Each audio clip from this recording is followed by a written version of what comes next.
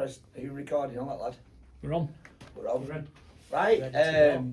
Tonight's episode, we've got David Lee on the show. He's in the house. Welcome. Thanks for coming on.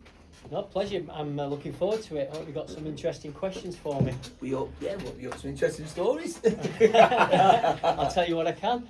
Yeah. Dave, go on, let you go. Don't we start with where I think we have a lot of people asking us before we do it is literally we like to start from like where did it come from, the passion? Where did you start? Where before obviously we like talk about grassroots and stuff. Where did your story begin? It started at primary school.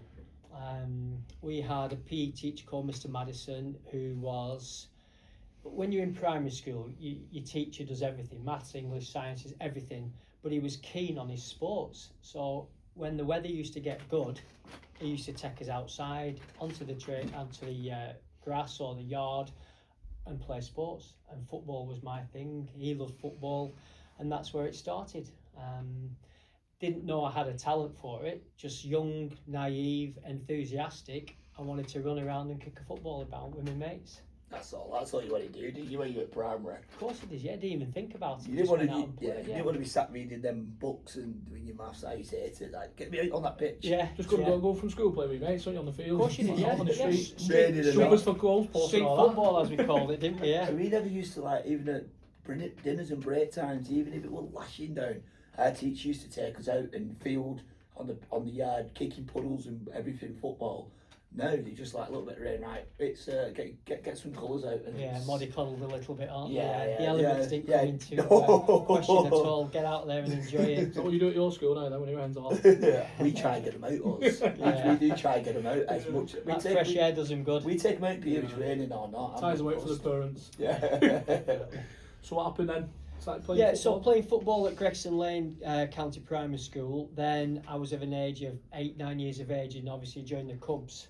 And the Cubs had a team, and I still remember my first game to this day against New Longton Rovers, and we won 10-5, and I scored 6. Wow! At 8 years of age. So what was I played right back, right wing, centre forward, midfield, because in them days there was no structure behind it. You just played. You're everywhere, and we were a new team, obviously through the Cubs, and we just went and obviously the club leaders.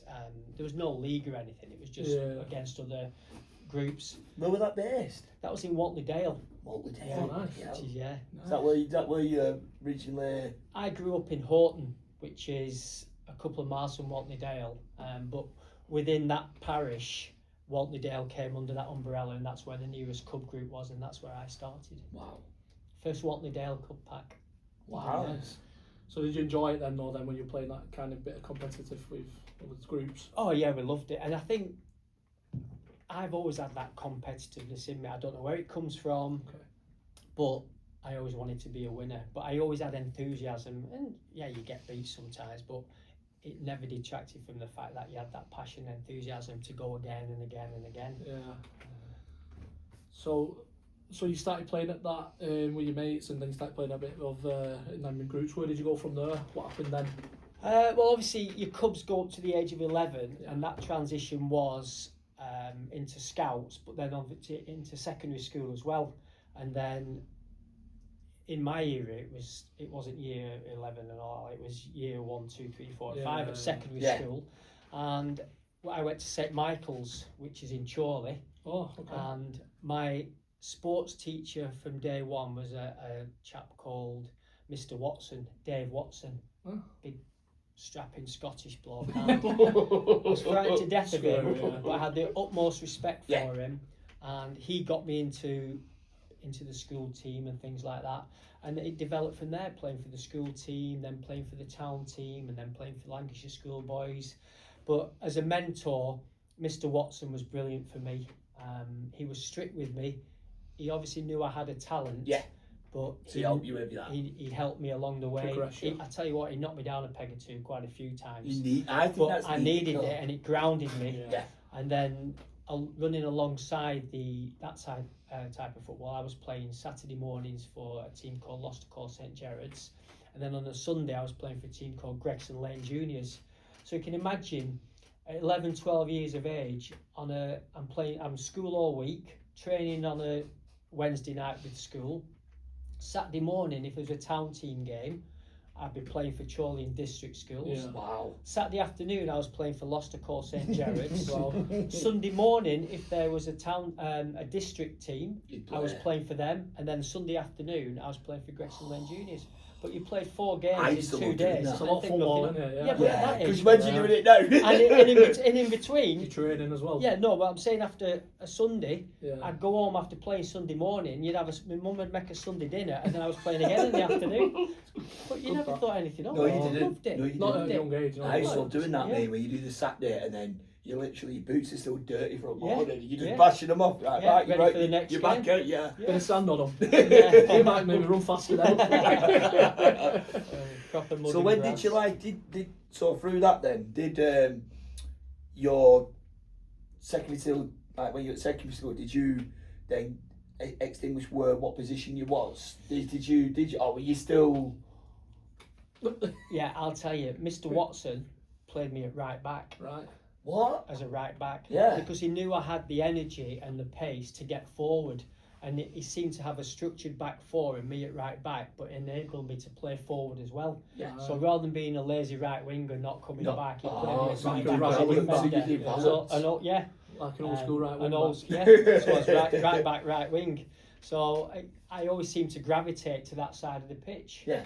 And that's where I started developing a structure of playing on the right side.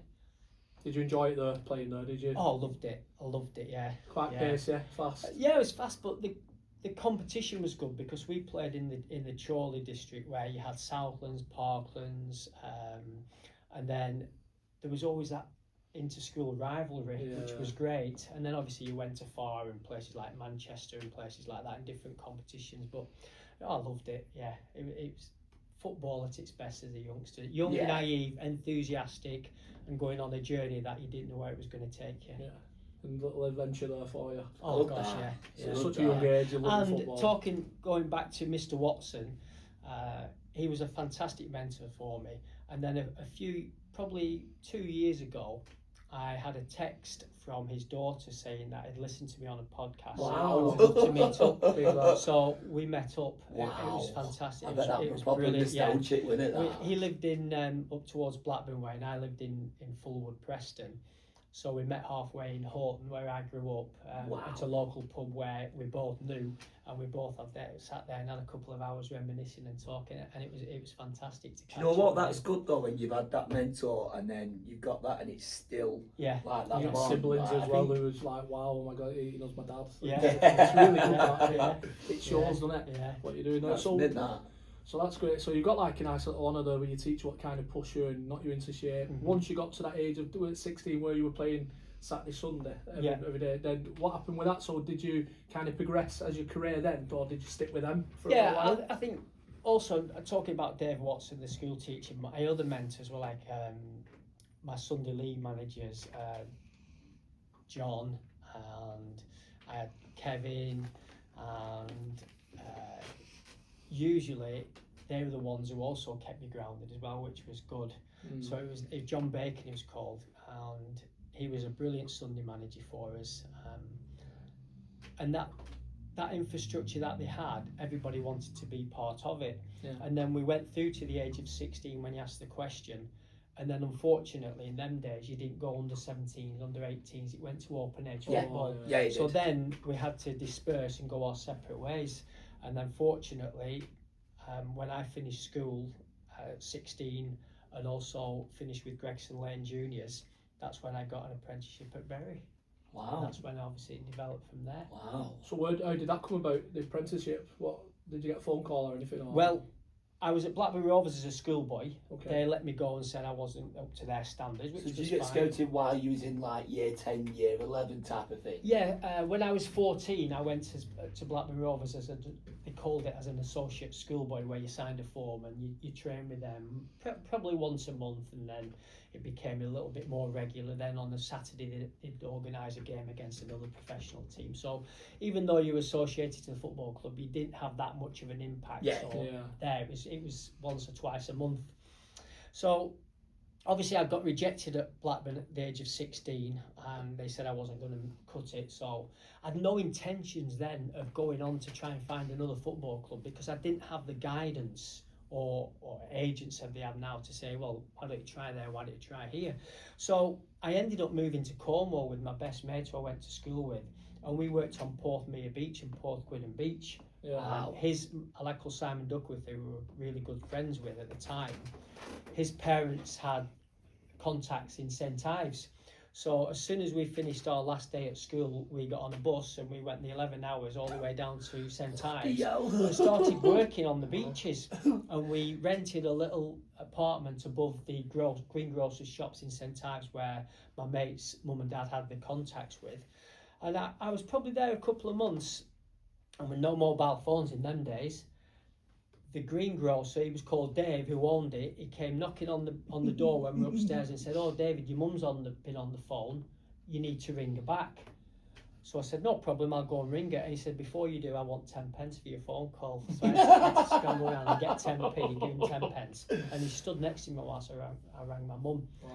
And my mum said, "Oh, you're right." But she said, "Oh, I've had such a body. Steve Walsh and Martin Dobson have been trying to get hold of you, want you to come for a trial at Bury." Wow. Now, to cut a long story short, Steve Walsh was the Lancashire Schoolboys manager. So He'd seen me play, so obviously seen what I was doing. Martin Dobson was the manager of Bury. They were trying to start an apprenticeship of getting probably 6 to 8 young lads there, so they could get apprentices to do all the jobs for the pros. And so I came back and had a trial. I travelled 11 hours. I had to go from St Ives to Bristol to Birmingham to Preston on 4 different coaches to get home. My mum picked me up at the bus stop, took me home. The following morning, I got a bus to Bury, introduced myself, played in a game down at Goshen, which Oh, is Goshen, just further down. That's where Bury trained. Yeah, that's what we used to play. Bury All Stars used to play. Yeah, down at the bottom in there. But there was no AstroTurf or anything there, it was just a grass pitch. Goshen, yeah. They organised a game, 11v11. They blew the whistle, kicked off. I touched it 2 or 3 times. I must have been on a maximum of 6 minutes, and I got brought off. What? And I thought, God, What what a waste of time. I've come 11 hours for 6 minutes of spent football. that and done that. So, again, being as professional as I was and had that attitude of respect for the players who were playing and all that was going on, I sat there for the end of the game and watched, because they played 30 minutes. Yeah. And I thought, oh, I might get back on, and I didn't get on.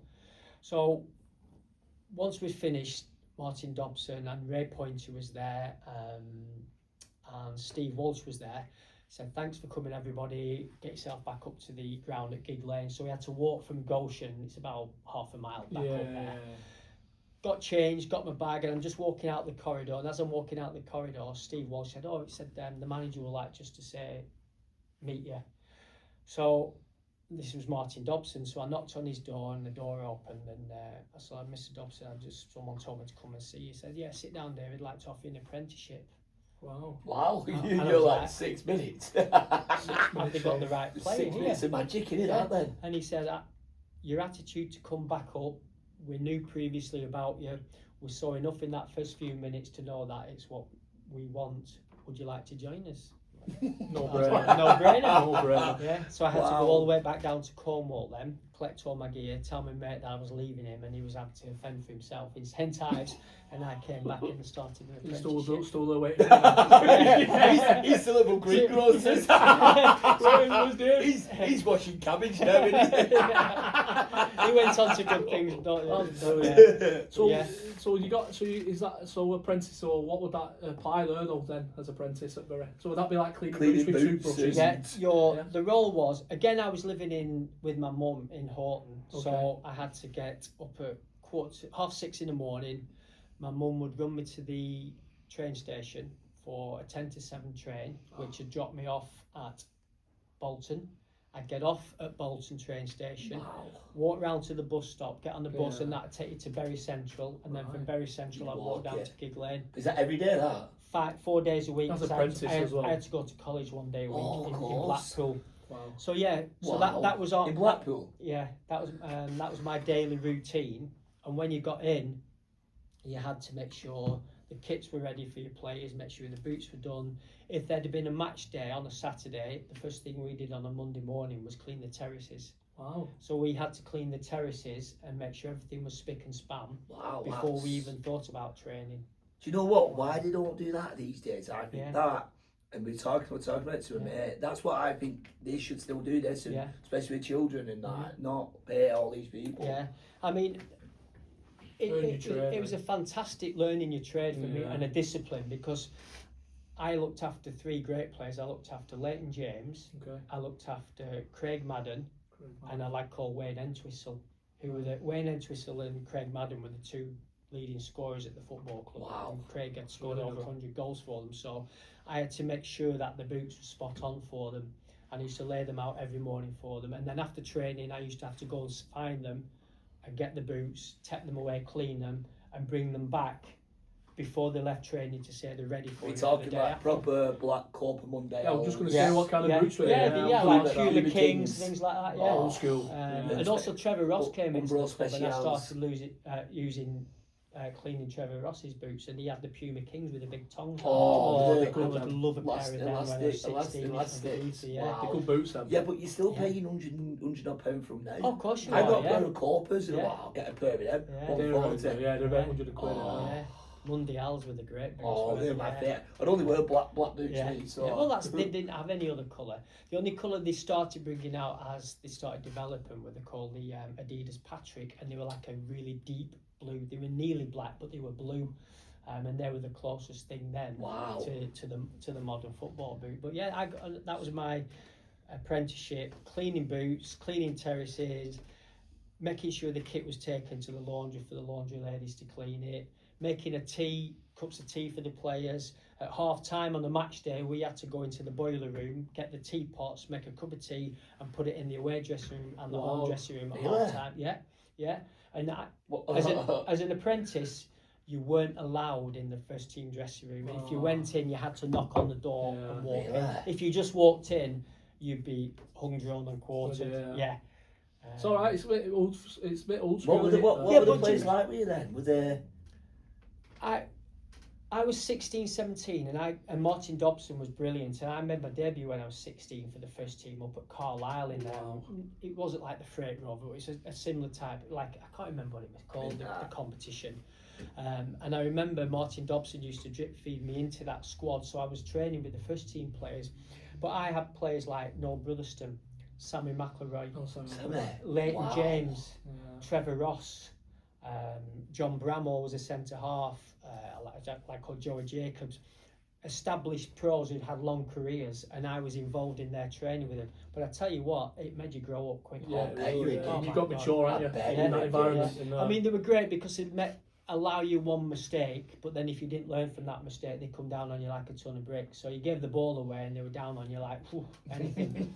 So, but it gave you that basis and that discipline and Yeah. that work ethic of what you wanted to achieve, and you saw them players getting the boots clean for them, getting the kits done for them, finish training, shower, lunch, and they're away. And you think, wow, what a lifestyle that is. And the grounding from Bury as an apprentice and working my socks off, not on the football side, but on the other side of it, can't beat it. And do you know what?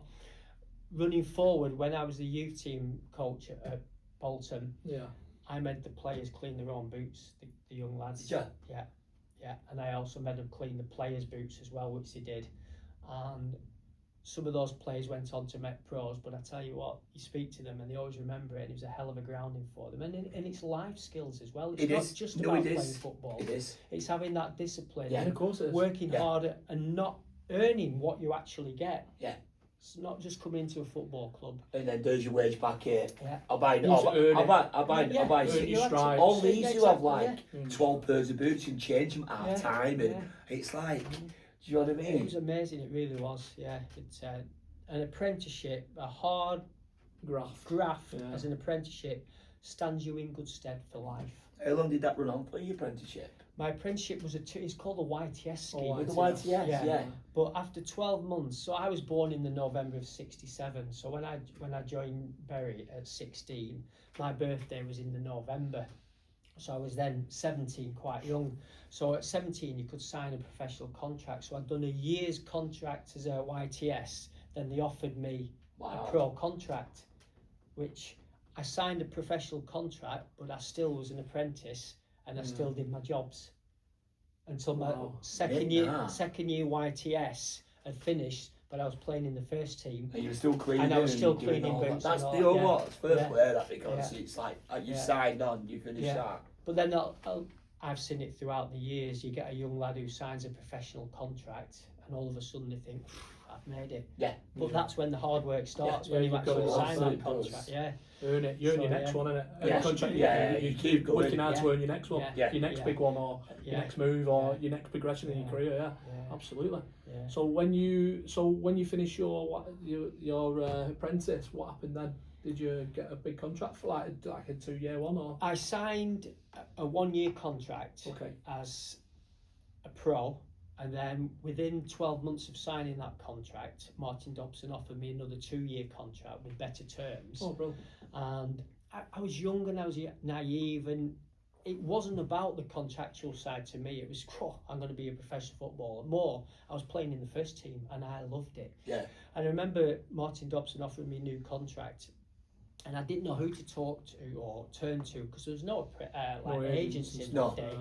So I spoke to Sammy McElroy outside. I said, Sammy, can I have a word with you? He said, yeah, of course you can. So after training, I spoke to him. I said, Sammy, I said, they've offered me a new contract, and these are the terms. What shall I do? He went, find the nearest pen and sign it. Right. So, Wow. yeah, If he's yeah. saying that. And he was And he's a saying pro that. himself. He was a pro Yeah, himself. I Yeah. can remember it. So he said, just go in and tell him you'll sign it. So I signed it, and obviously continued to play in the first team. And then Martin Dobson moved on. Where did he go? I don't know where he went to be honest. And there was a bit of controversy because he was doing well with the team and they were playing well and they were up there near the top of the league. It looks like they were getting promotion. He was doing really well, so he was getting a lot of notice. attention. Yeah. And I think a few other clubs were involved and maybe talking to him, or he was being linked to them. What league was he in then? League 2 they're in. Also Yeah, like the bottom third division. Yeah. Yeah. The second division, so it was first, second, third, and fourth. So it was a third division, Yeah. but they've been promoted to the second division. Yeah. And for some reason, they got rid of him. I don't know to this day why they got rid of him, but it was something to do with either he was touting himself or other manager or other clubs were linked with him. And I think Bury got wind of it and said, well, it doesn't look like you want to be here. And they moved him on. Wow. So then Sam Ellis took over, again another disciplinarian, and he was brilliant for me, and he continued playing me in the team and doing really well, and that's when I eventually got my move to Southampton. So this day you've been right back, played right wing. Oh yeah, right well, mid, so once I was you at Bury, I played on the right You wing. established as a Yeah, footballer. yeah. Did you I was- establish I was- it at Bury? That's because what I was you said you were probably, I was 17, 18 probably years one of of the age. quickest. I was quick. I was probably 9 stone 2 when I joined Bury. I was Wow. a little whippet, and a winger's position was great for me. And because I was quick, the managers obviously utilised me in that course they position. do, And I had yeah, experienced midfield players in there, like Jamie Hoyland was there, Sammy Mack was there, people like that. They just used to put the ball in behind for me and say, run See you after later. that. Yeah, For yeah. the base, yeah. So the Big pace. Did you have big Base. crowds in then, those Bury? So did you have quite a lot of fans in? You're probably talking 4,000 or 5,000 people at Oh, the right. very maximum. Wow.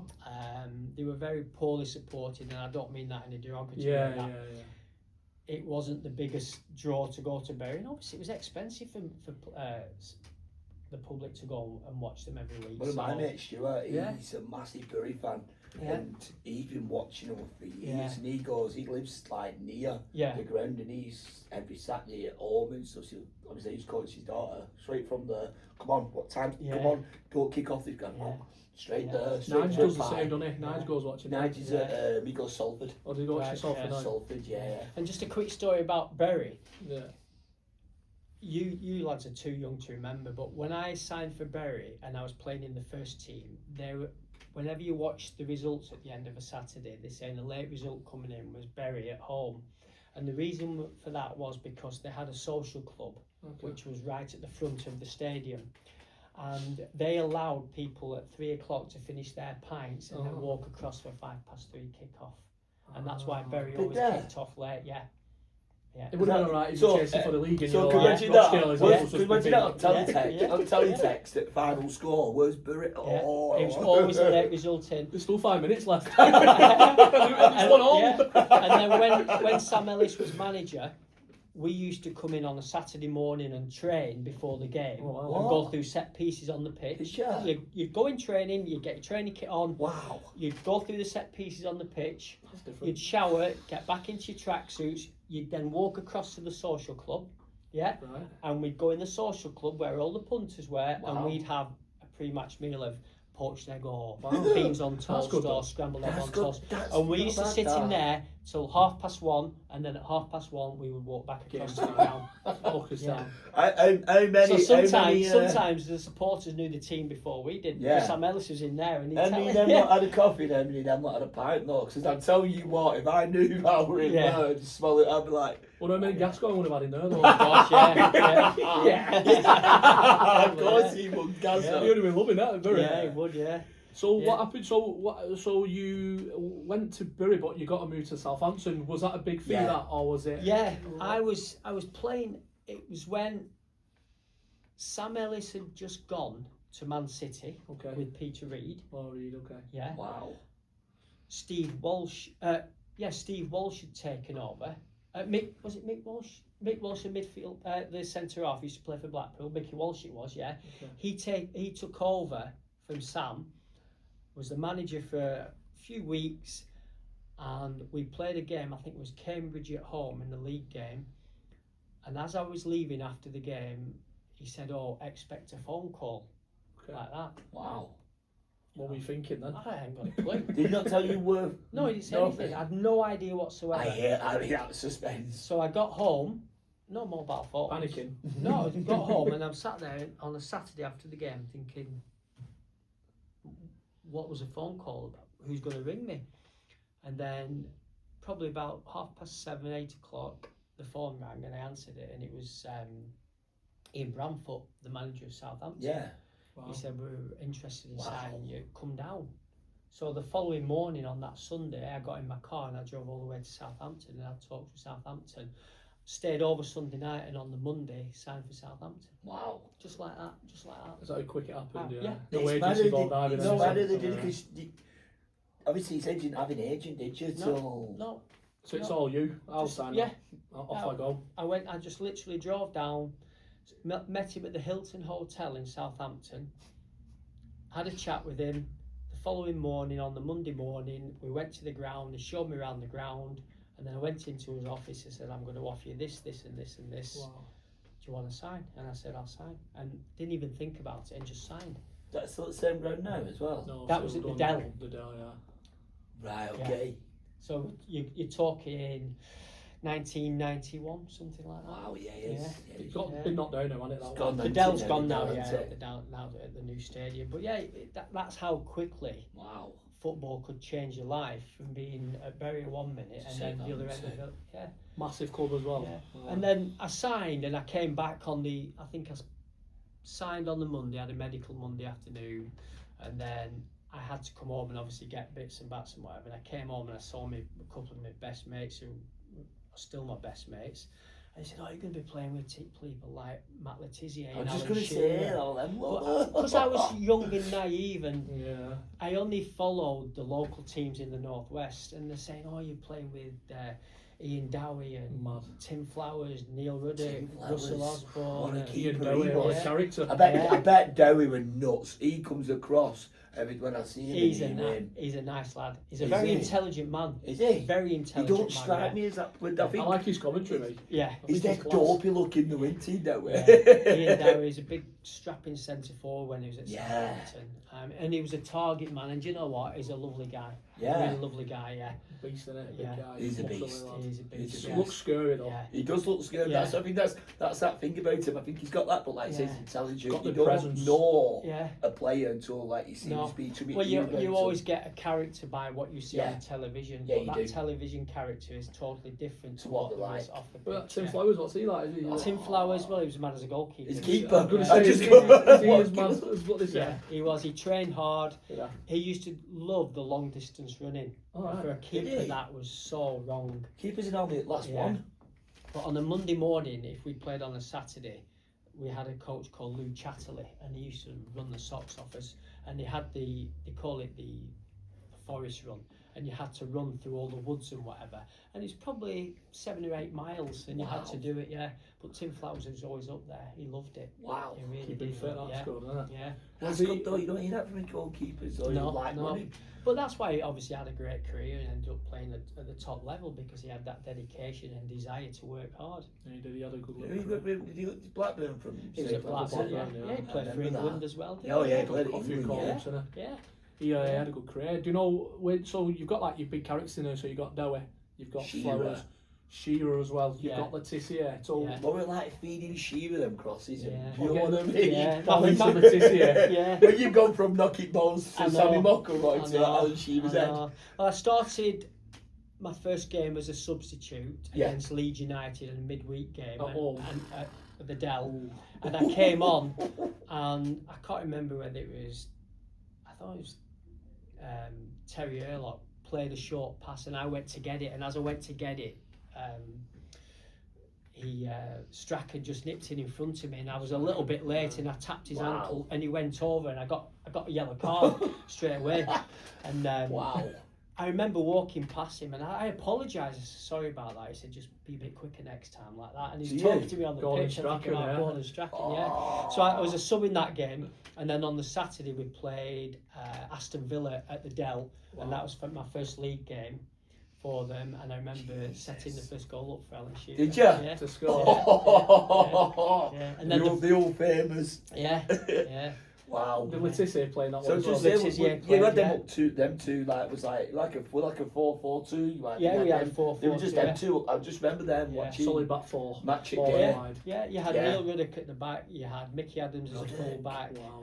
Wow. Russell Osman was a centre half, Tim Flowers in nets, midfield players of Barry Holm was there, Yeah. Terry Hurlock was there. Wow, very yeah. Gee, Yeah. I just remember them. Mickey watching. Adams, the old manager at who was Yeah, at what, yeah, he was at was he Fulham on? and Yeah. that, yeah, Yeah, yeah. right. Yeah, he's a Nice good lad, manager, yeah. All him. good players, yeah.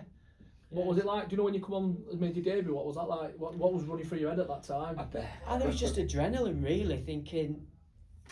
Just because I had the opportunity on the Tuesday night against Leeds, it was a great atmosphere, and the Dell was Yeah. a hostile place to Yeah. play in front of. The pitch was superb.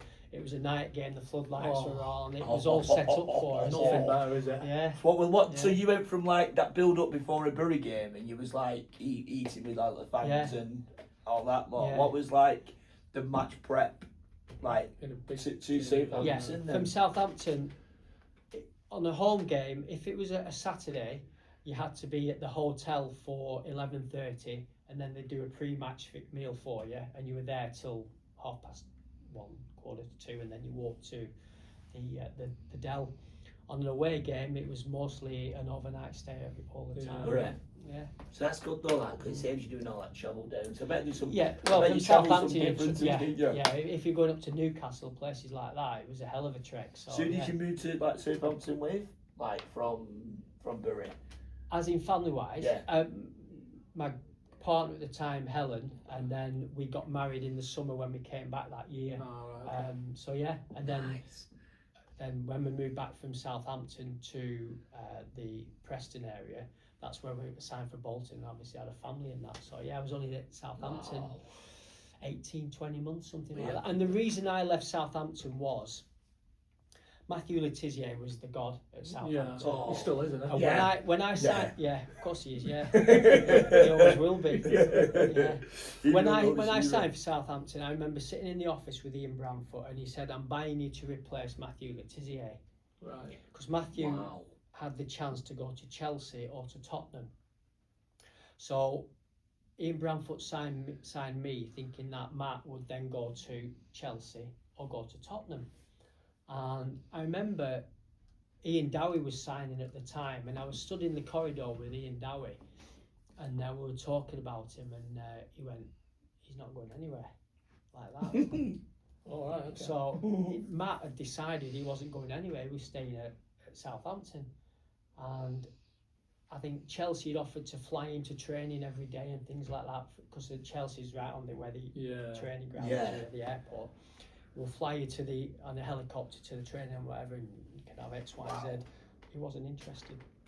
So anyway, to cut a long story short, I played in Matt's position for quite a number of games, but then obviously the results didn't go too well. Ian Branfoot was under pressure. He left Matthew Letizia out, which you can't leave him out because No.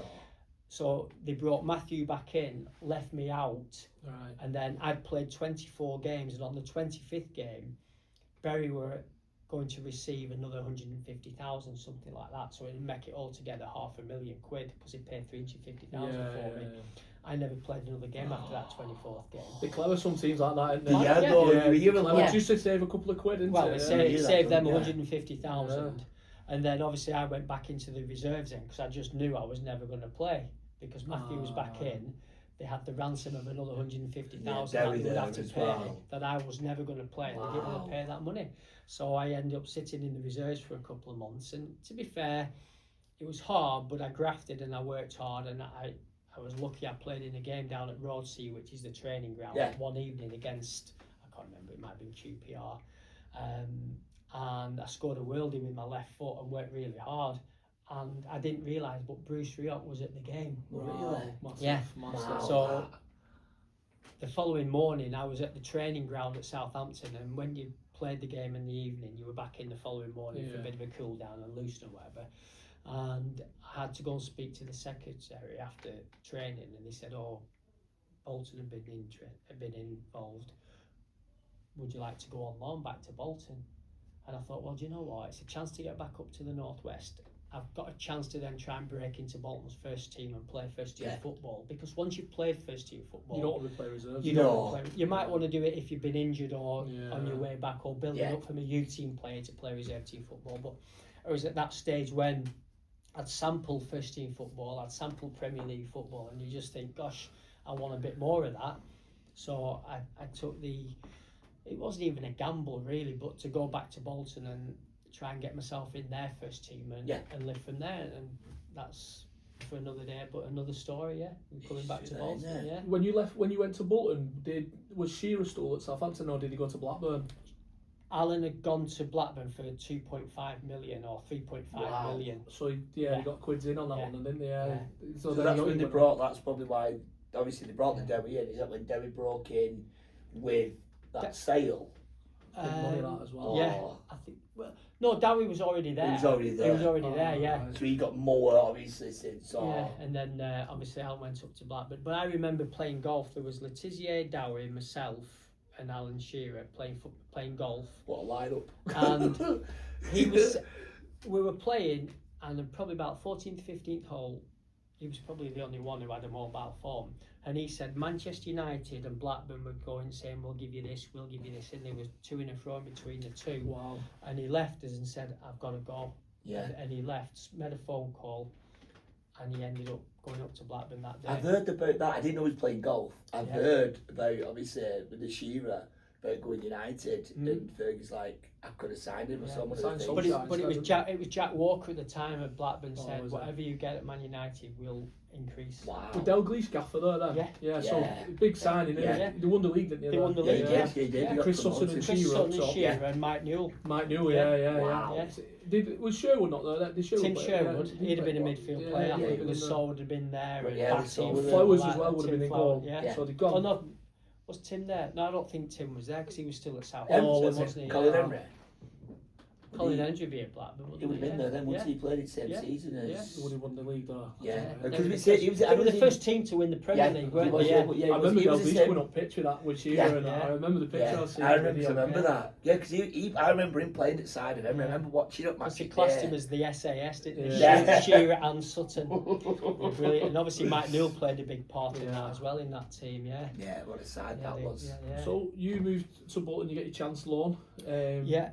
What do you do then? So have you travelled down to Bolton then? Have you gone to the lads? So Yeah, I after having the conversation with the secretary of Southampton on that Monday, or don't call it a Wednesday morning, Bolton had a game the following Tuesday, I think, and they were away at Exeter. So it's an I don't know whether we played on the Tuesday or the Wednesday for Southampton reserves, and then had the phone call. Didn't even train with Bolton or anything. Met Bolton at Exeter on a Tuesday for a Tuesday night, on a Monday for a Tuesday game, introduced myself to the players and the manager at the time, and then played in the game on the Tuesday night away at Exeter. Put your boots on, hello, put your boots on. I drove across, played in the game from Southampton. from Southampton, and then it started from there. You And my was long what, career in started the first team now? at Bolton, yeah. Were you? Made debut day after. Straight in with McGinley. I can't remember the team, but obviously John will have played. Yeah. Yeah. Wow. It was all them. Yeah, it was wasn't a Tuesday night Wow. Exeter, and I think we ended up winning 2-0, 2-1, I think it was. That's Yeah. mint. Yeah. Was Phil Brown there then? Was he? Brownie was there, Yeah, yeah. with Scott him. Green was there. Yeah. Scott, I know his lad, Matt Scott Green. Yeah. Yeah. Yeah. I So know what was his that, lad. about 93? 92. 92, 93, yeah. It would have been McGinley, it would have been all them. lot, Brannigan wouldn't in goal. Keith Brannigan, it? yeah. Yeah, what Characters. Got Keith stopped at Brannigan. centre half. Yeah, Yeah. Stubbsy I think, I'm not sure whether Stubbsy and McAtee had come through because they're a little bit Well, younger that than Fish. Fish. Mark Fish. Fish. No, Neil Fish. Is it Neil Yeah. Neil Fish, Yeah. yeah. Well, Mark that Fish Fish was the South African lad, wasn't Centre it? Yes, half. yeah. He were at Charlton and Yeah. Yeah. Yeah. Yeah, Fish, Wow. yeah. Yeah. So, you thinking buzzing? Got Oh buzzing? yeah, because obviously I wanted to play first team football, Yeah. and that's when my story started at Bolton, playing at Exeter on a Tuesday night. Yeah, Wow. yeah. So But as soon as I met Bruce Rioch, I just knew he had a presence about him, but he was disciplined and he was a smart man in a suit when he met me and things like that. And his impression was fantastic, and you just thought, wow, he means business here. Yeah. And you could see as soon as you walked through the doors at Bolton Wanderers, he made that club bigger than it's ever been before with his presence and his. He was articulate, he was polite, he was punctual, he had a Great, structure like, you behind just him. know, And don't you? everybody within the football club who wanted to jump in and get involved in it did. Those who didn't, he moved them on and moved them out. But the infrastructure from the staff, everybody at the football club, we all pulled in the same direction. And if you didn't, you were thrown out and ousted until you either changed your Wow. way or moved you on.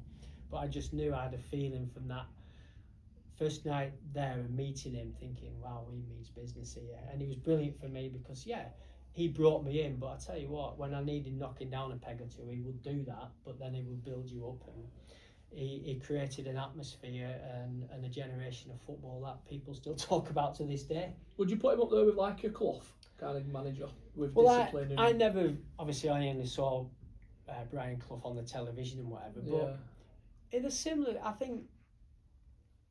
think Brian Clough was a little bit more charismatic, and he liked the cameras and he got involved in that I side of it. find that with Clough. Yeah, but Bruce Rioch was very.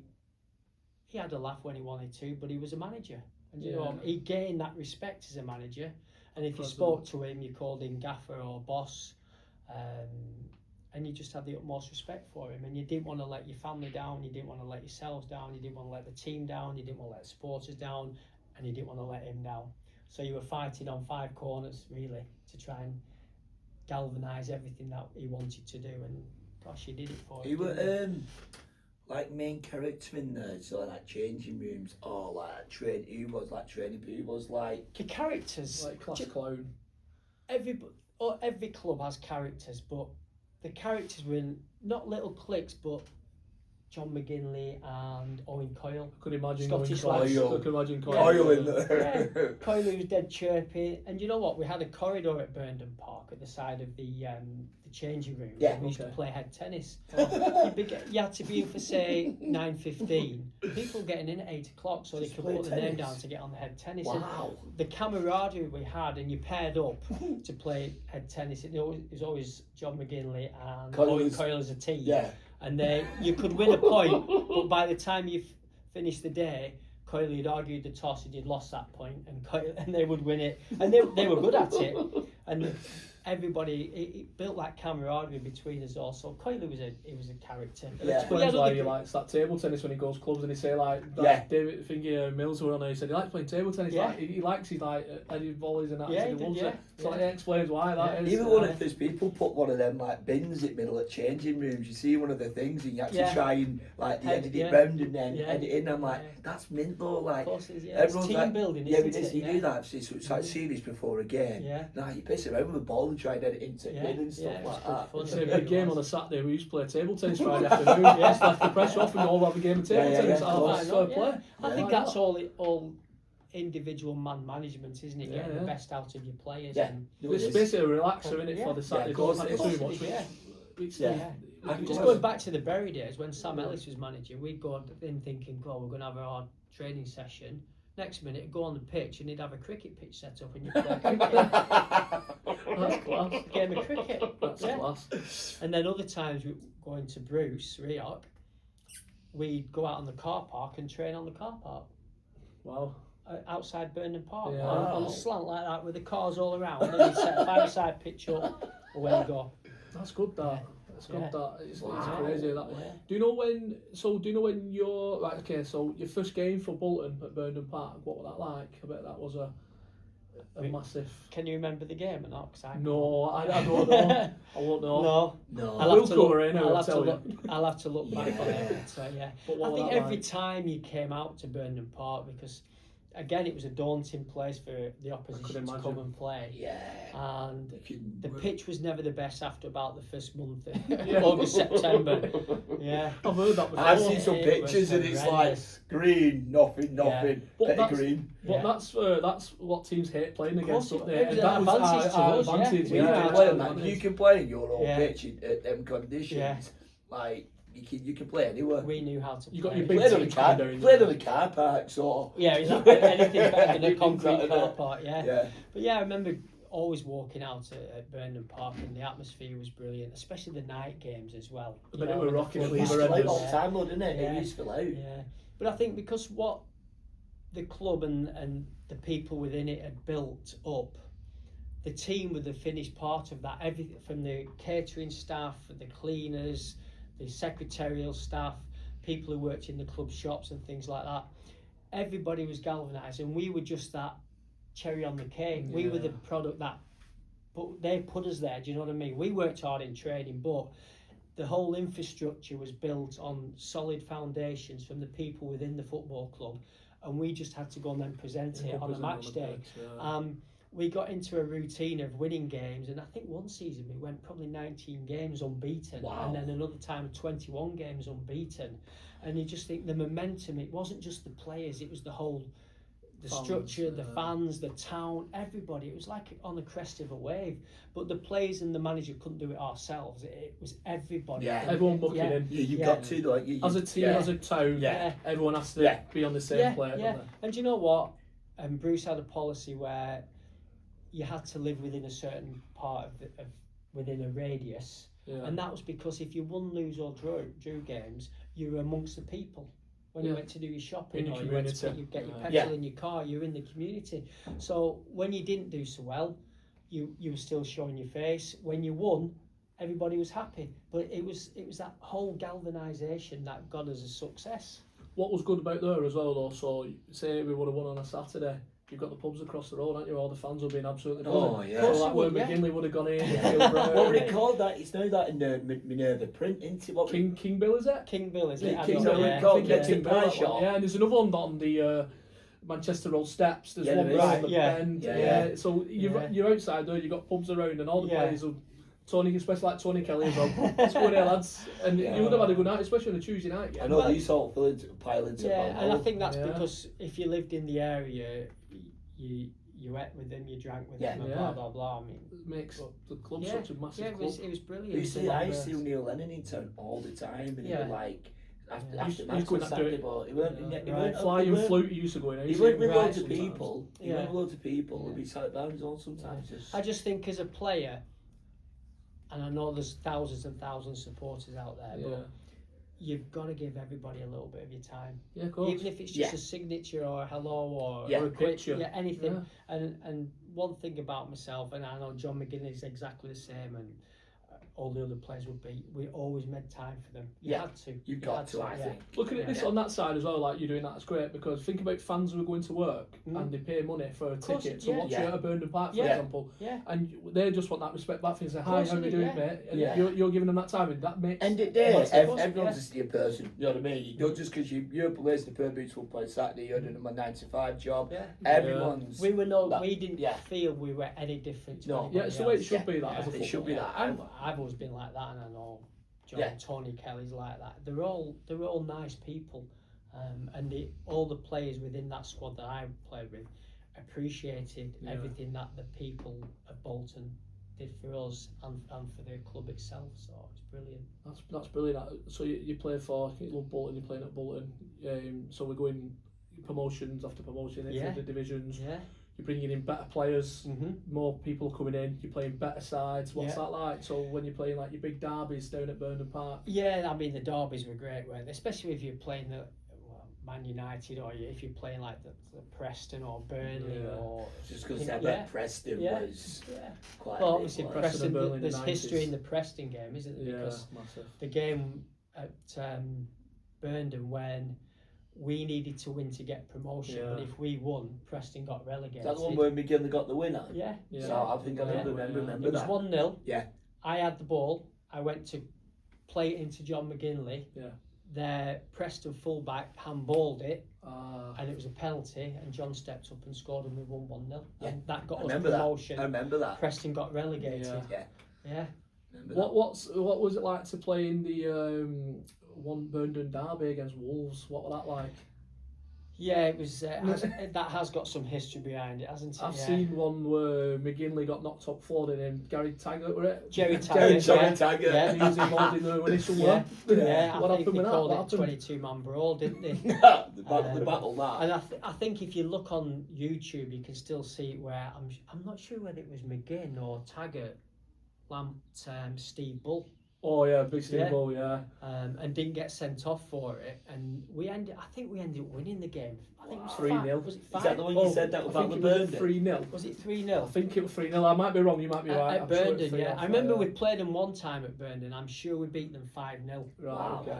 And there was a lot of history between us, and then obviously we played him in the playoffs as well, didn't we? And then Yeah. we won 2-1, and obviously Wolves went out. So yeah, there's a lot of history behind it, but I do remember him really, really There's well. a picture yeah. of John McGinley on the floor. Yeah. And I reckon he's got that up in his house somewhere. yeah. I reckon. yeah. But wife is, yeah, look Yeah. at this. Yeah. Conto. That's great, Yeah. that. isn't Nah, it? he's got that. He's got that winning penalty up somewhere. I've heard Against that Preston, winning penalty. Yeah, I've seen Yeah. that. He's he had it. If someone had it framed for him or something, Right. like signed. They don't like Wolves. Bolton don't like Wolves, and No, it's always been and that big rival. There's always Wolves been a and Bolton. rivalry, yeah, but There's obviously not that when many we- people Bolton though. when, That many when we beat teams. them in that 2-1 there, it was a massive thing, yeah. That's mint. So do you know, like, when you're playing in big games like that, like, what's the atmosphere like and tense for, like, do you know, like, for your build up in a changing room with the Yeah. players, and what's that like?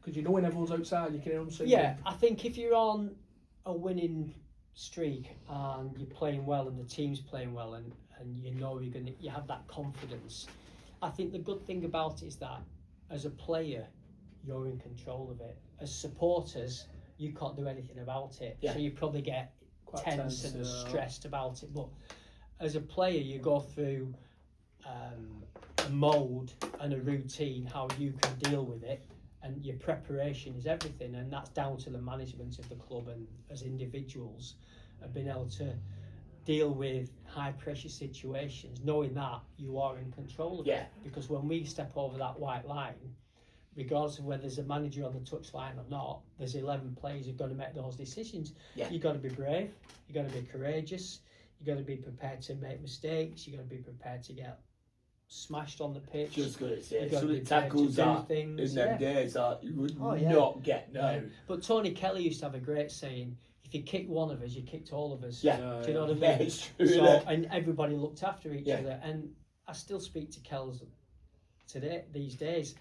And he used to always say, whenever we gave you the ball and someone lamped you and got you a yellow card and kicked you, the next thing we did, we'd give you the ball again. Purely because you know then you'd probably get the Yeah. incentive for him to get a red card, Yeah. you're sent off. So Yeah, tactical, tactical, isn't it? Yeah. So it's sometimes you have to tactics take the side. brunt of it, and being a winger and a quickish player, then you're going to get you've got to take the wax, but Yeah. you're doing it not for yourself, but you're doing it for the team. And Take one for Yeah. the team. That's Take what one for the it says, team, isn't it?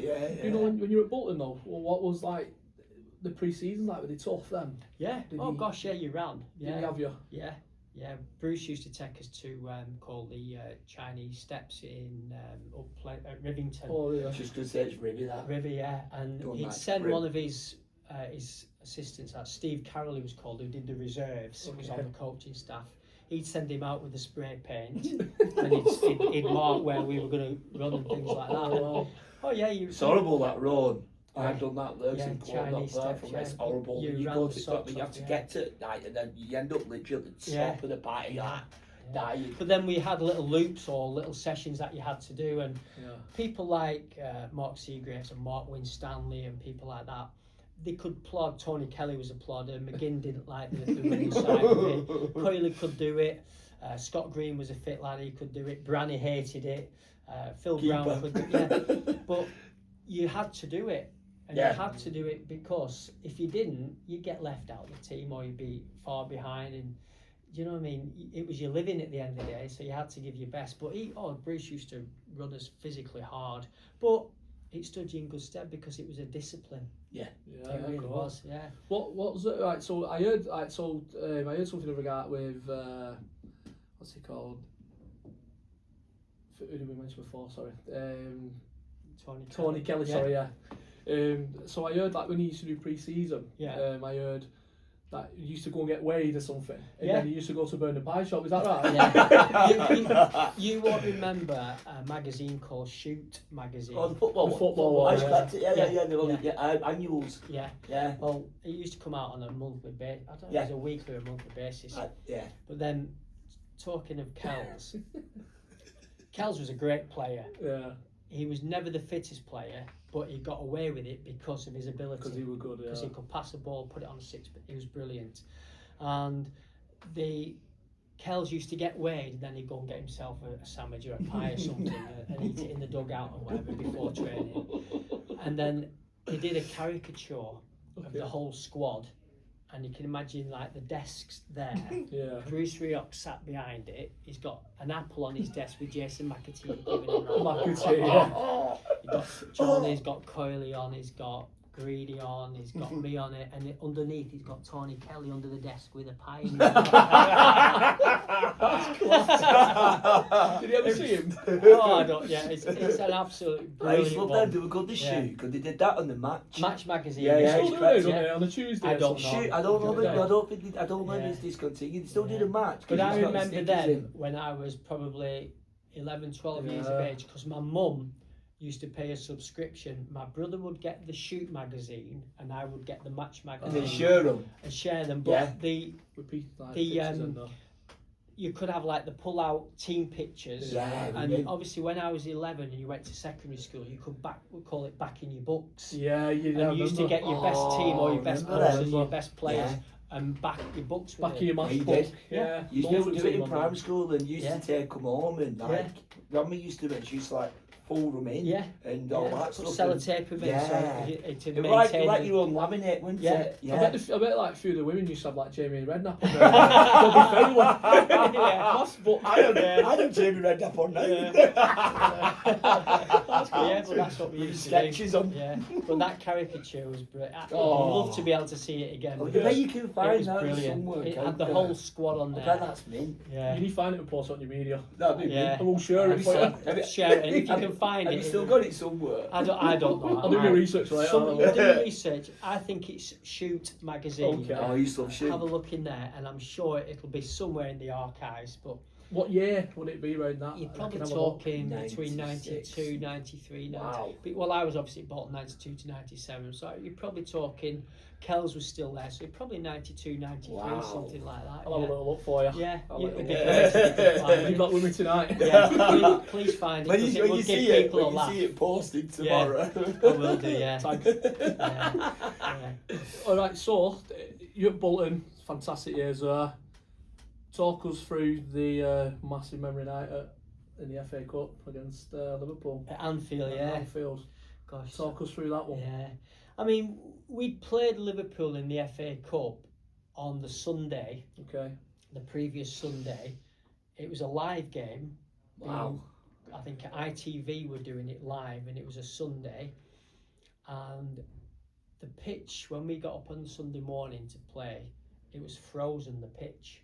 And really, to this day, it should have been called off. Yeah, warm up on it, do lines on it. But we got there, and Graham Souness, I remember the manager, came out, and looking at the pitch, he said, "It's got to be off, got to be off." And obviously, from a club's perspective, financially, they got a big support coming in. They got Liverpool supporters coming in. It's on the television, so the revenue's there. Oh, yeah. That game's on. 100%. Yeah. 100%. Yeah, it was on. So we knew then that really Liverpool didn't fancy it, and we Mind set games off straight really, off, yeah. really well, and we ended up scoring 2 goals, and then the game ended 2-2. But it should never. We should have been out of sight. We should have won it. But after the game, Liverpool obviously thought, and Graham Souness thought at the time, that they'd done the hard part, coming to Burnham Park, getting the result of a draw, Go back to Anfield, yeah, and you'll yeah. beat us.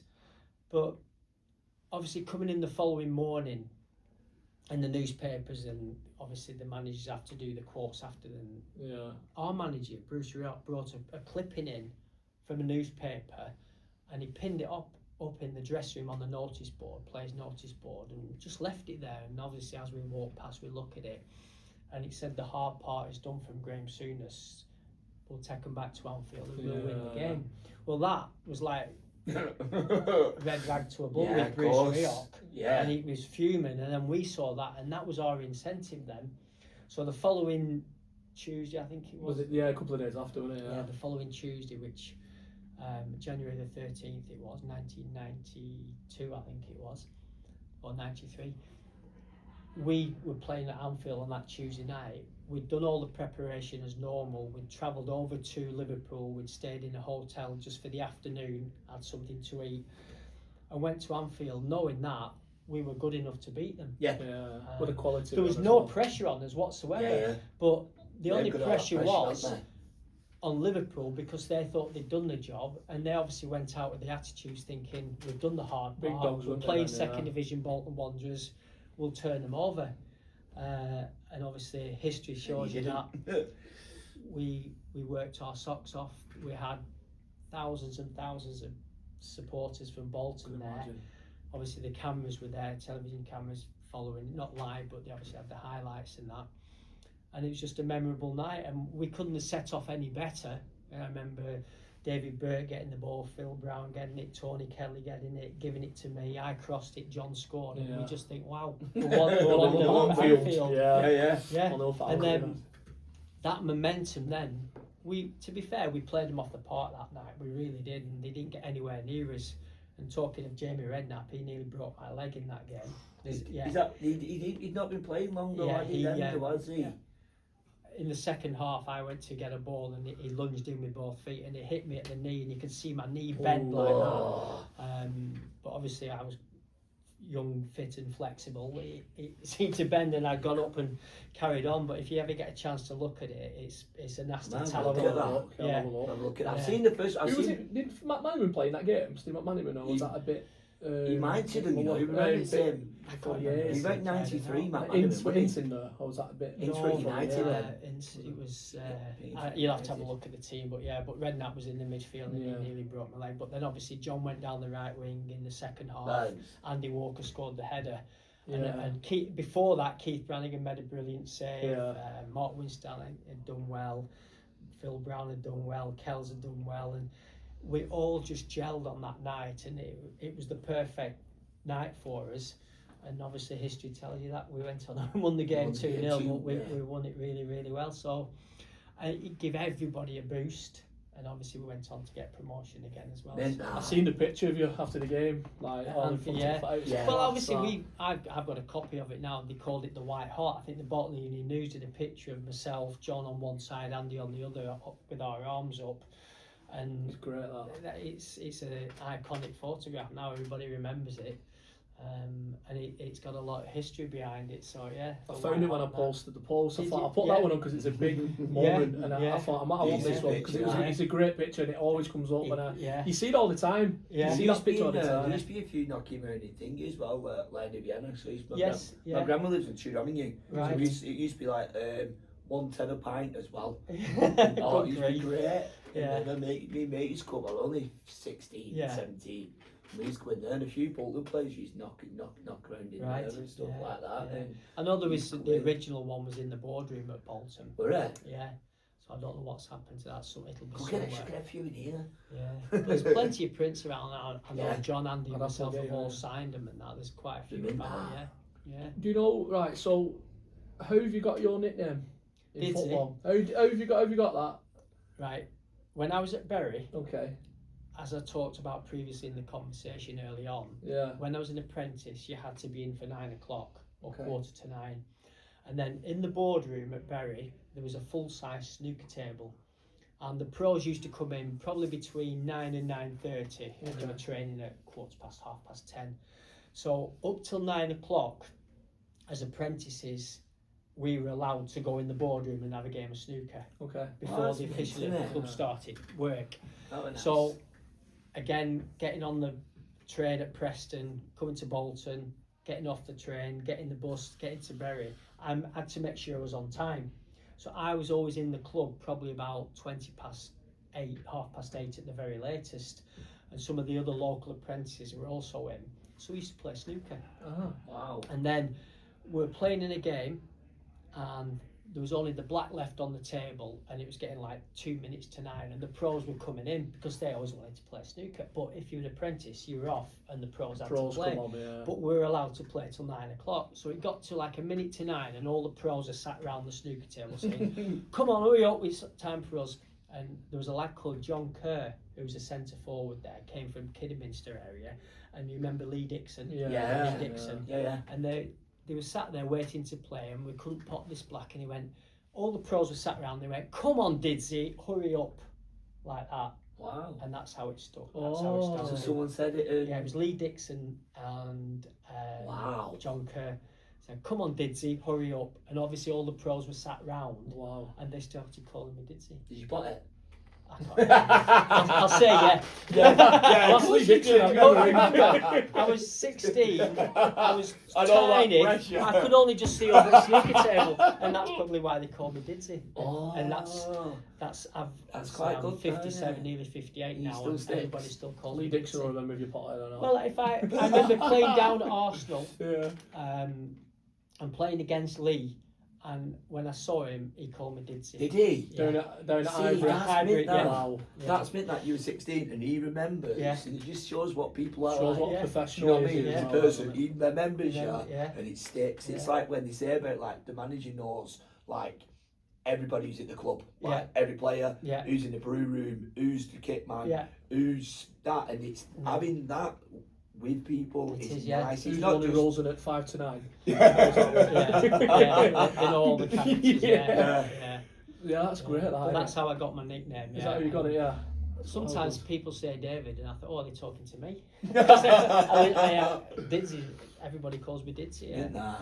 yeah, So it sticks in football, especially Lee Dixon remembers. That's good. yeah, That. yeah. That was, I bet it. Do you know when you played at was that good at Arsenal at Highbury? Oh yeah, it was brilliant. Oh, yeah. yeah. What a yeah. like. It's like Highbury, I mean, ground. again, we went down there, and the expectation was obviously Arsenal, FA Cup holders at the time, to Yeah. turn us over. And then Jason McAteer scored, John scored, and then I set Andy Walker up for the third goal, and Wow. we ended up winning. Yeah, It's great, isn't it? yeah. But I don't know, Highbury just like it's know, mad though. I Them know. underdogs like. I know. Her dad's a massive bullet fan. He's like, Yeah. I can tell you some stories. He Yeah. did home and away, Yeah. all over. He Yeah. went out that he did the Burnabout and Right, you know, yeah, so Allianz, gosh. not Allianz Arena. Right. He did all that, and Yeah. he's If you go just back like, to the 90s, the 92 to 97, we had some good cup. I mean, we beat Everton at Goodison. In Goodison, yeah, he did, yeah, yeah, Goodison. he did. Yeah. What was it like to like play at Old Trafford though? Was that good at like against Fergie? Yeah, I mean, gosh, when you played at Old Trafford, you knew you were going to be in for a game. It was a different level altogether. I mean, unfortunately, they're in a position where now any of us could beat them, couldn't we, at this moment? But at the time, they had some fantastic You could players. put that 92 squad against them now, and I'd Probably, still yeah. fancy you lot. Yeah. Yeah, but you had the likes of Giggs and the Nevilles, and you Beckham.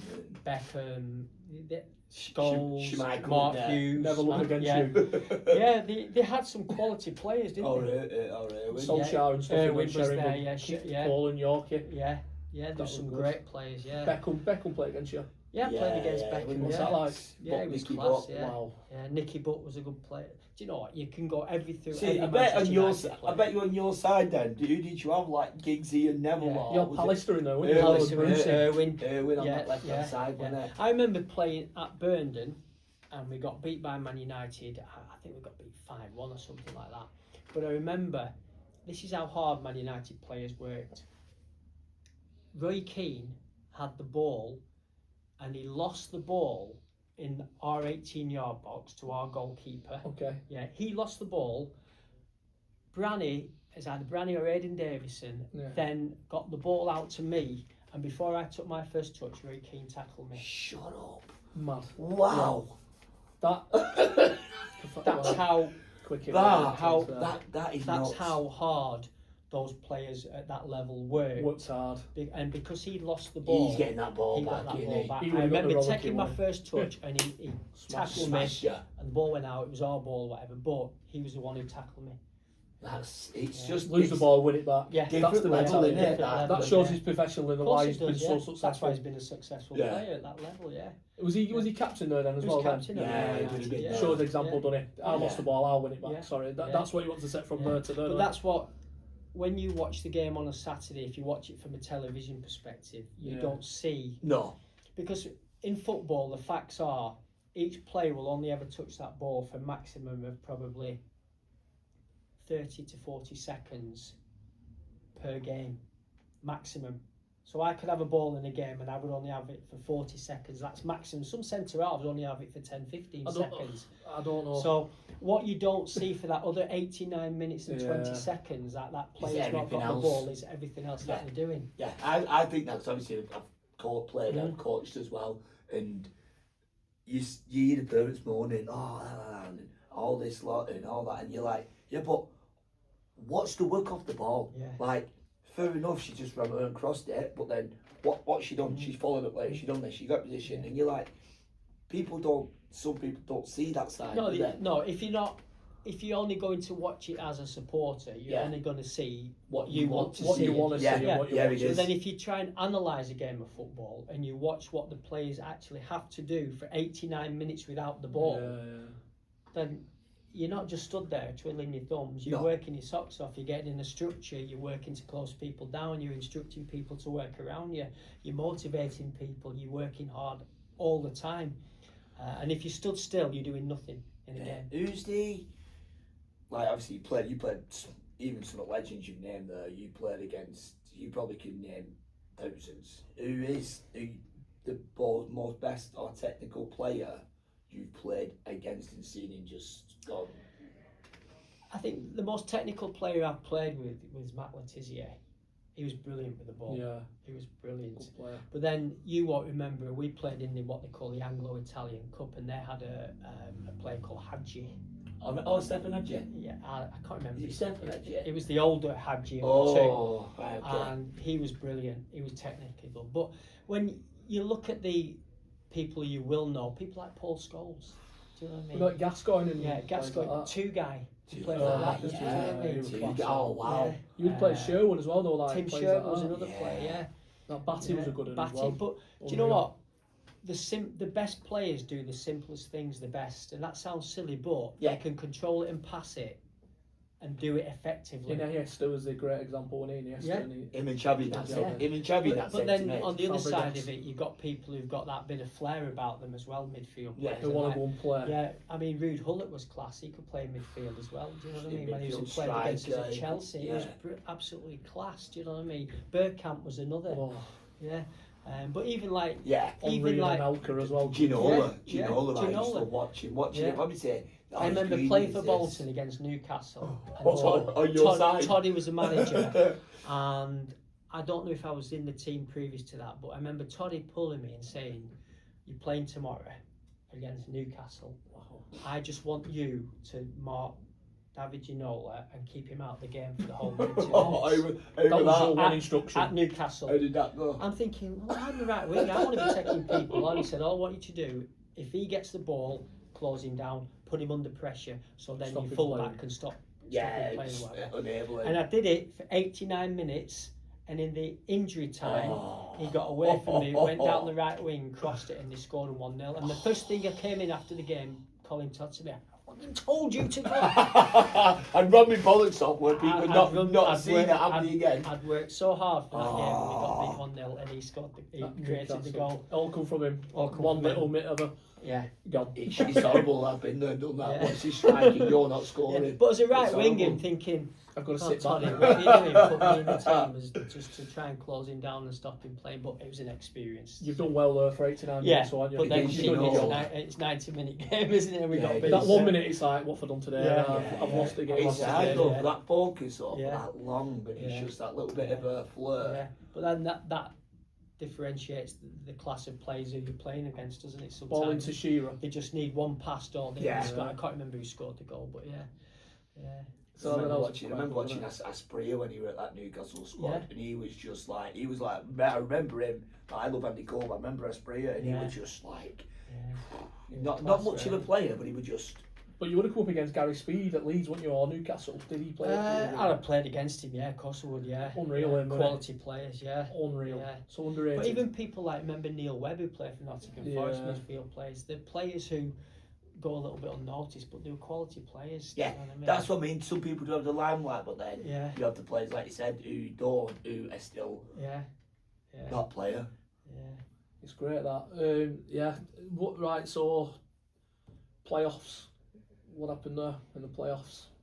Against, The Reading one. Did you play Reading. the Reading one? well, I'm going back to previously we were talking about Wolves. We played Oh Wolves, yeah. didn't we? Wolves in the other one. Yeah. And we obviously had the result. I can't remember what the score was. It at Wolves away. Did we draw? I can't think. Anyway, we come back to I Burnley. think it was, wasn't it? Because you. We really, I think we might have lost 1-0, and then we won You 2-0 at won home. 2-0 Yeah. home. Yeah. But after about 60 minutes, I went to clear a ball on the edge of the 18-yard box, Okay. and as I went to kick it, Mark Venus, who was playing for Wolves at the time, put his studs up, and I kicked the ball, but then followed through and hit his studs. Horrible that. And I could feel the pain straight away, and I hated being injured or showing people that I was injured or hurt, and I Yeah. tried to carry on, and I carried on for about a minute, and I just could not kick the ball. I couldn't stand on it, so I got brought off. Now, ironically, I walked off the pitch. As I'm going off the pitch, Stubbs is getting taken off on a stretcher, Oh wow. and then comes back on, and there's nothing wrong with him. And I walked off, and I broke 3 metatarsals in my foot. Oh. So I ended up. Do you know what? It's the worst pain Yeah. that when you kick. I your ended stud. up going back up to the Beaumont Hospital Ouch. in the called for an ambulance, got an ambulance, went up, and as I'm going up, I'm saying, "Can you get the score on for me?" The Yeah. commentary. And as I got in the ambulance, McGinn had scored to make it 1-1, and then Yeah. obviously we went on to win Get the game it. 2-1. Yeah. And all I'm bothered about is, will I be fit for the final? Yeah. And then I did X-rays and whatever, and obviously 3 metatarsals, so I was yeah, straight fuck. in. 6 weeks in a cast, Ooh.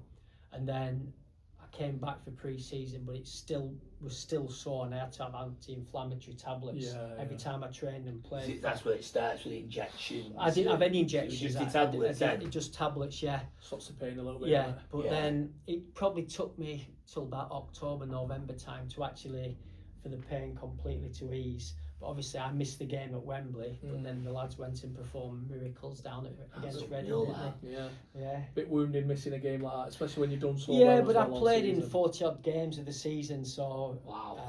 I travelled down with the team and stayed in the hotel, and I was a part of it. And yeah, everybody wants to play in games like that, but that's sport and that's football for you. But then you got people like Fabian De Freitas who came in and Yeah. ended up winning the game for us, didn't he? So Yeah. Good Did you get a timing. medal as well? Did you get a winner's medal? Yeah, Yeah, got a yeah, medal, you yeah, you yeah. played all that. yeah, because there wasn't a medal for playing in that game. It was for, well, there was for the game, but it was obviously a medal for getting promotion. Anyway, so Yeah, medals. and then obviously the year before we'd won the championship, so we got a medal for that as well. So yeah. Who's your? You played quite a few good teams. Best manager played under. Obviously, he's got. I don't be biased. Because obviously. Do you know what? I won't differentiate between Martin Dobson and Bruce Rioch for different reasons. Martin Dobson gave me the opportunity. He was a good father figure to me because I was young and I was naive and I didn't really know anything about professional football. And he used to, when he picked me for the first team, he used to sit next to me in the dressing room before the games when you're like 20 minutes before you're going out, and he used to say to you, "You're a good player, you. People will not want to play against you because you are quick, you can cross the ball, you're brave. As a defender, they don't want to play against you." And he made me feel brilliant. Before you go out. Before I go out. That's what you want to hear, though. Yeah. Yeah, That's of what course. makes you feel good about yourself. Makes you think, oh gosh, confidence and whatever. But then on a managerial side of it, from a structure and a discipline side of it, when I was more mature and a bit more advanced and knew about the game, Bruce Rioch was different class. Yeah. Different class because he gave you that discipline, that structure, everything about it. Big leader. He was a leader, very regimented, but for me as a footballer, I love the discipline side of it. Yeah, That's me, and I thrive on that discipline side of it.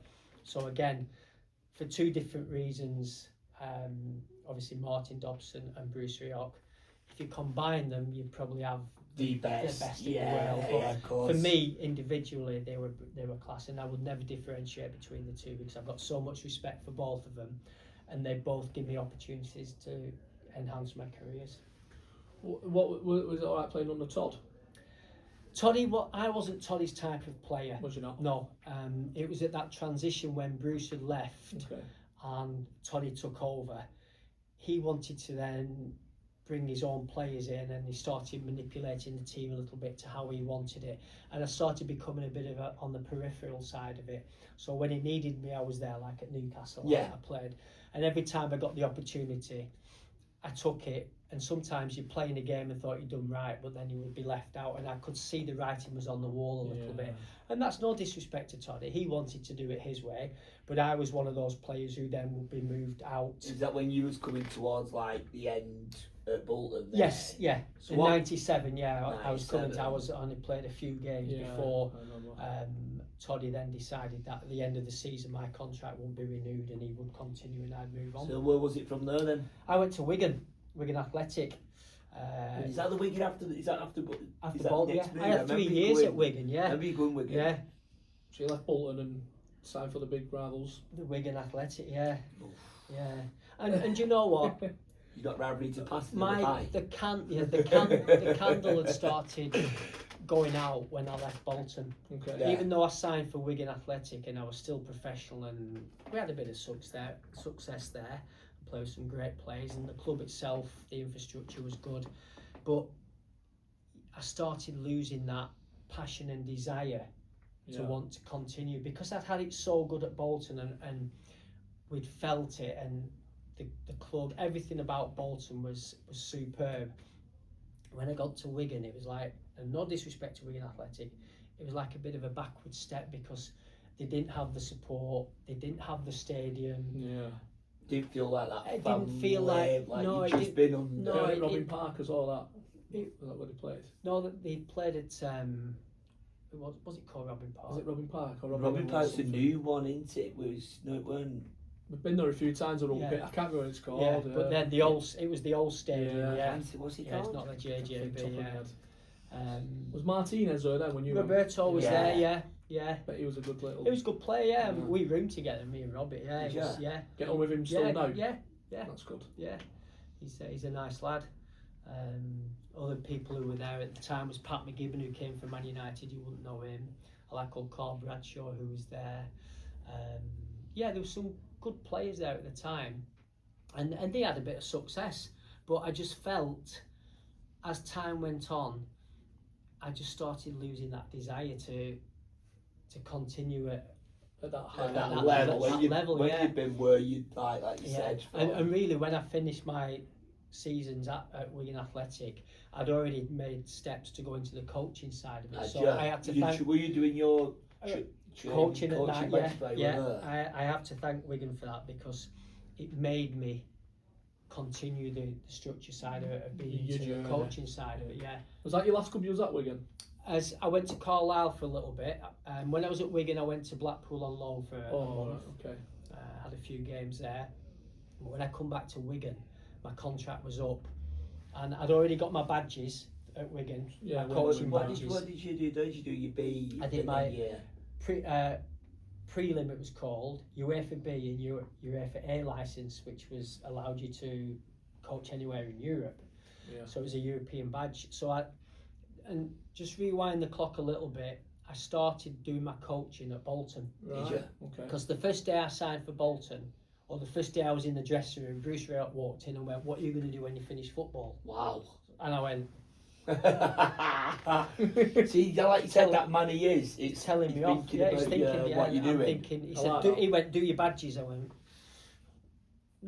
I was not interested, but I just thought, God, I'm 25. Yeah. Wanna keep I playing. want to keep playing. Yeah. Proud of your life But now. to be fair, I went away for 6 months. I didn't do anything. Then I started coaching with Martin Dobson, who was working in the School of Excellence there. Oh, Frank Stapleton was there, Wow, also yeah, doing yeah, the coaching. So I started going on a Tuesday night and a Thursday night and coaching there. And then obviously, once my career finished at Bolton, they called it a conflict of interest. So I couldn't coach at Bolton anymore. So I continued it at Wigan Athletic. That's good. Did my prelim with a lad called Colin Greenall. Then did my B licence at Manchester up to the training ground at the Cliffs.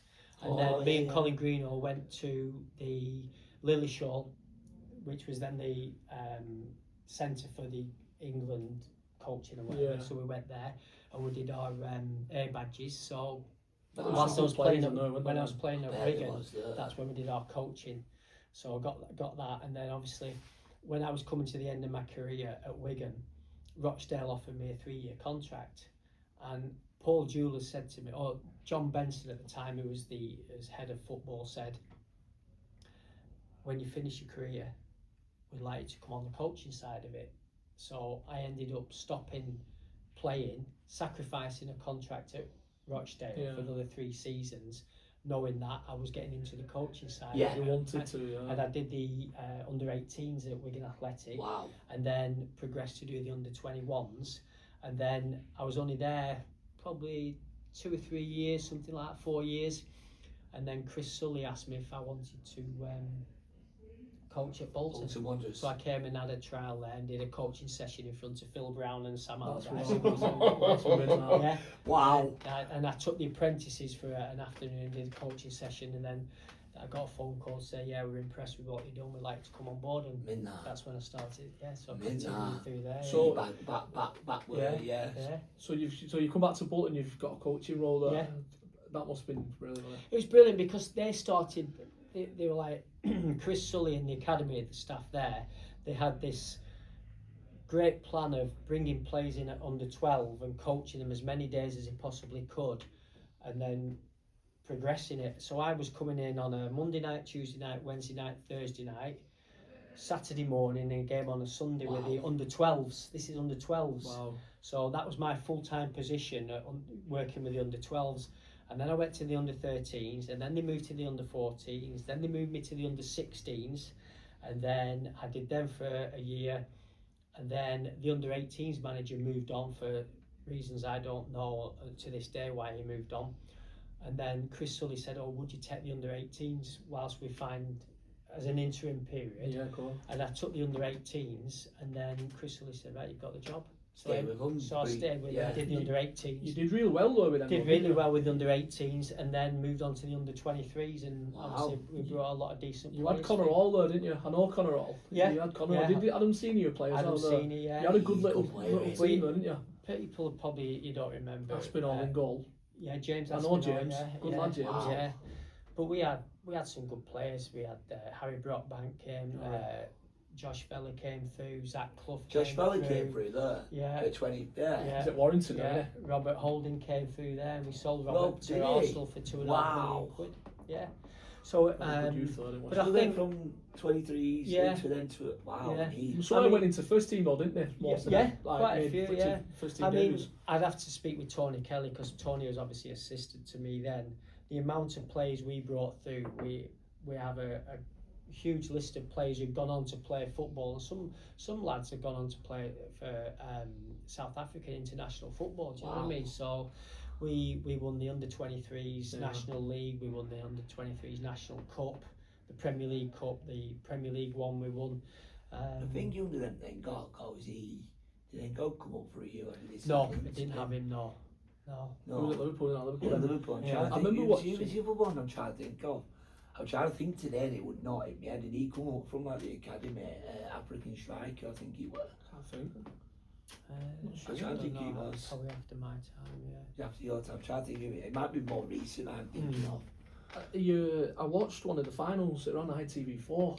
Yeah. And who were that against? Against Nottingham Forest. Nottingham Forest. Yeah, I watched it. It was on ITV4. The mint when they were on It was there. good that. I just remember Connor Hall playing, but at the time, Well, he used, Connor didn't. I'll tell you a story about that. We won the league. Then we're playing in the National Cup against Nottingham Forest at Nottingham. We had a squad of players. We trained them all week to play in that game, and at the last minute, Phil Parkinson took Connor Hall off me and said he was going to be with the first team. So Connor missed that game in the final, a chance to play in the final at Nottingham, to be involved with the first team, and yet when the first team played, Connor was not in the squad. Did he go Charlie Connor?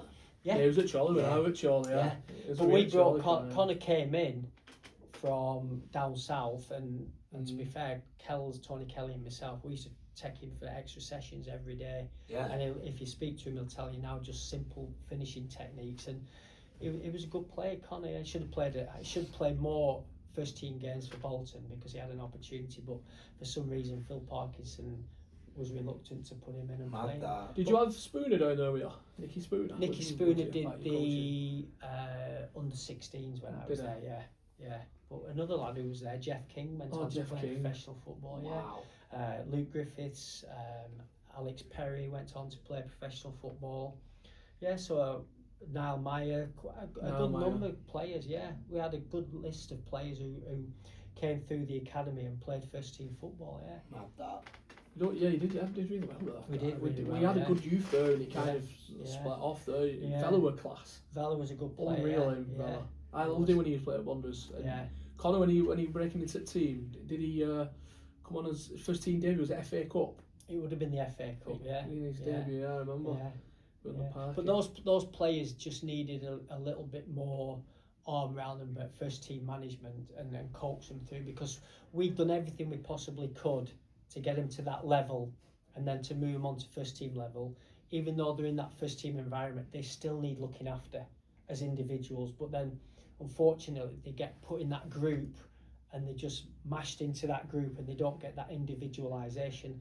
And it's key for young players to still have that personal touch to get the best out of them, because they're young and they're naive and they're not used to that environment, and they will make mistakes. And as a manager, you've got to be patient with them and dip them in and dip them out. But and I know it's like for first team managers, it's a results orientated game, and they sometimes bypass that individuality that those younger players need.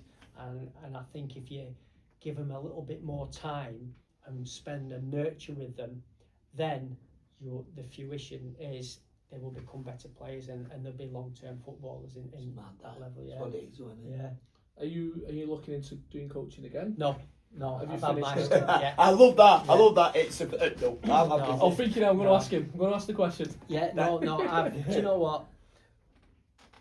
I mean, I got an interview for the first team job at Bolton when they went into administration. Okay. When the club was going into administration, they'd no manager. I got an interview for the job, and I thought at the time it was because I'd done everything I could. I'd come through the whole ranks from the under 12s all the way through to working with the first team lads as well when managers were there, and I used to take first team training sometimes. I thought I had everything in my locker to then become the manager, and I had an interview, and it was just over 2 hours long. And I had a proper presentation, and I thought I'd nailed it, and I thought I'd got the job. And I was interviewed by Andrew Gartside Wow. and a lad called Tobias Phoenix, who Tobias. the less we speak about him, the better, because he knew nothing about football and was an intruder at the football club, in my opinion.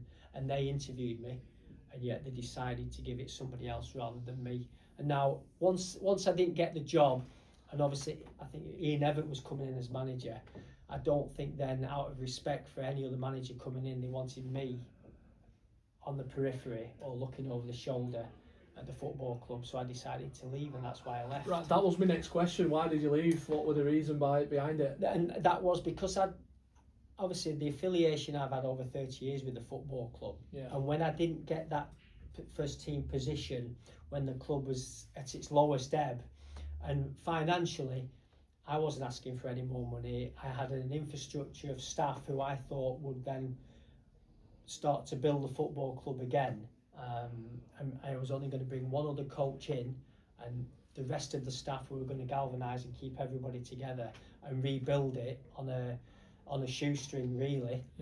And when I didn't get the job, I just thought, well, if I don't get the job now in this position, I'll never ever get the job.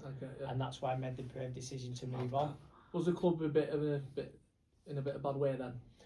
Yeah, financially, Tough, they're in a tough. They've been in administration. They'd no money. They couldn't buy players. They couldn't bring players in because of financial restraints and regularities. But I just knew, with the squad that we had and bringing players in from elsewhere who went on contracts or for fees, we could have built that club, and I think we could have done a good job. And I personally think I'd have been a good manager. Yeah, I really definitely.